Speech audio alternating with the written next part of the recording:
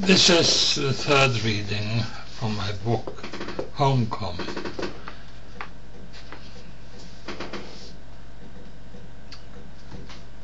Where do we start then? Last visit, Norway.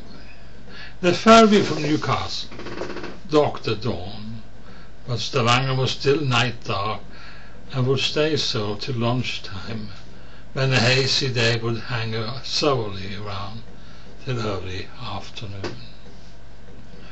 Icy rows, individual frost clouds of sentences rose in murky air. She was dying, and so was the light. I was alone in the world filled with the memory of dead people.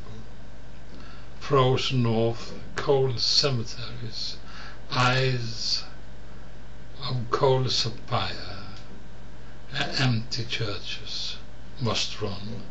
Drive south till I find morning light. If not, succumb, be swallowed by the starless night. Cliff came into the newsagent, buying a paper. 11 o'clock, and he was smelling of wine. He had the Queen's mother eyes, imponderable, what some people take for virtuousness. For a moment, though, I thought it was her. His white teeth glinted as he sent smiles all around the room. Later that day I met him again when I entered the big house that had been empty for so long.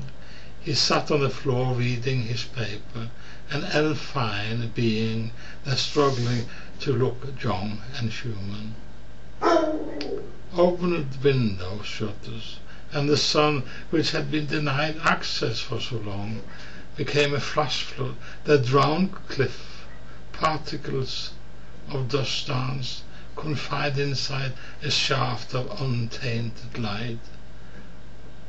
And I remembered a summer holiday. Algarvian autumn. The landscape is cooling now. No cries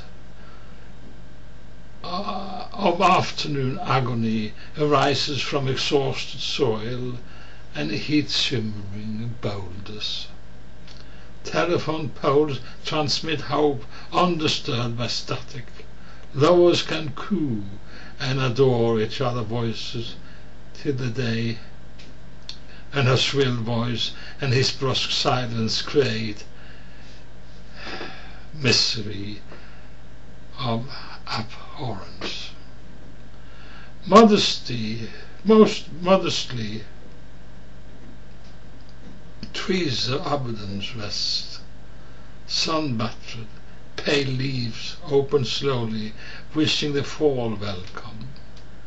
The sepia landscape will soon be a bride, dressed in jade, enjoying a short spring before hostile winter re-emerges.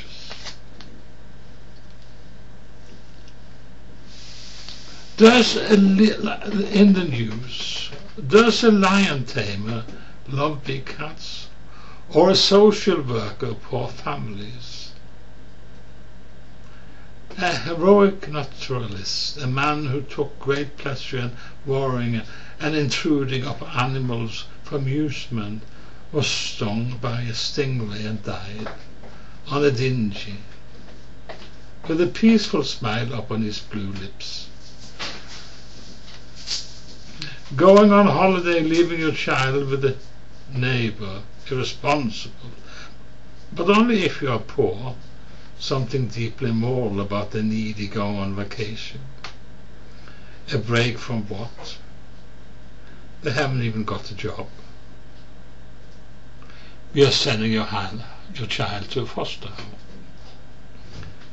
If the Gaza Strip is the lion's cage and Israel is the cruel tamer, who believes in the whip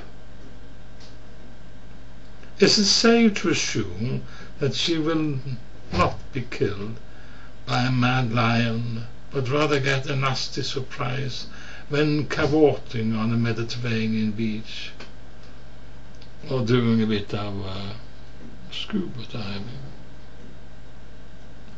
Dream on.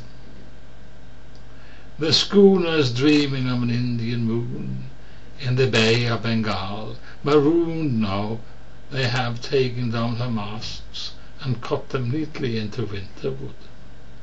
Her deck planks have been made into dance floor in a fake maritime restaurant, starboard and port side.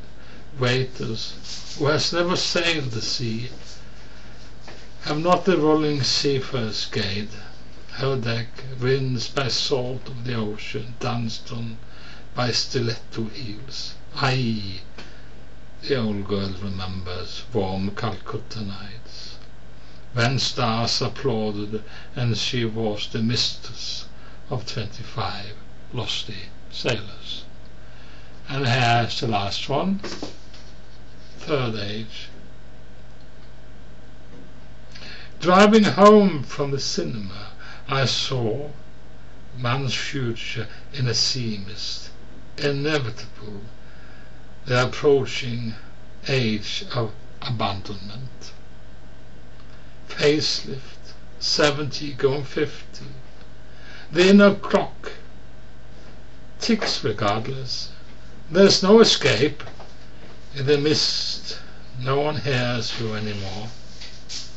Quiet voices, you see them, only if you care to look, on park benches, in cafes, and at the bus stop, looking into their past. And thank you very much.